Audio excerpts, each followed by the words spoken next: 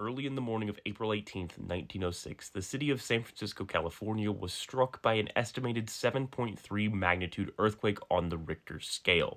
The strong shaking in the San Francisco area lasted for at least 42 seconds, causing catastrophic damage throughout the city, collapsing many buildings and killing hundreds of people instantly. But the shaking was just the beginning of the horrors of that day for the people of San Francisco. You see, the earthquake broke open many gas lines throughout the city, which subsequently caught on fire and spread rapidly in a massive conflagration that burned down a significant portion of the city, trapping many people inside.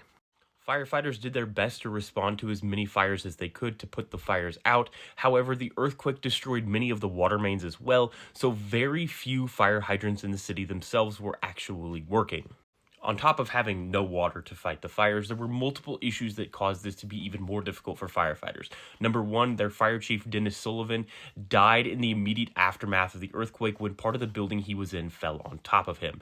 In addition to that, many people's homes in San Francisco were not insured against earthquake damage. They were only insured against fire damage, so individuals would set their buildings on fire on purpose so that they would get insurance payouts. And then on top of all of that, one of the ways that they decided to try and prevent further spread of the fire was to use dynamite to blow up buildings. Unfortunately, many of these firefighters were not trained in the process of using dynamite to blow these buildings up to create fire breaks, so in essence, they created more fires after incorrectly setting these explosives. A total of around 30 fires burned for 4 days and 4 nights after the earthquake, destroying approximately 490 city blocks, or a little over 25,000 buildings throughout the city. Early death toll estimates for this disaster stood at 500 people. However, that purposely ignored every fatality that occurred in the Chinatown section of San Francisco, which, if calculated, puts the estimate of death toll over 3,000 people, making it the deadliest earthquake in American history.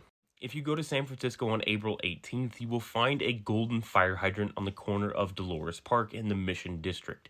It is painted gold every year, as it was one of the very few fire hydrants in the city that remained working after the earthquake, and firefighters used it to prevent the fire from spreading throughout the Mission District.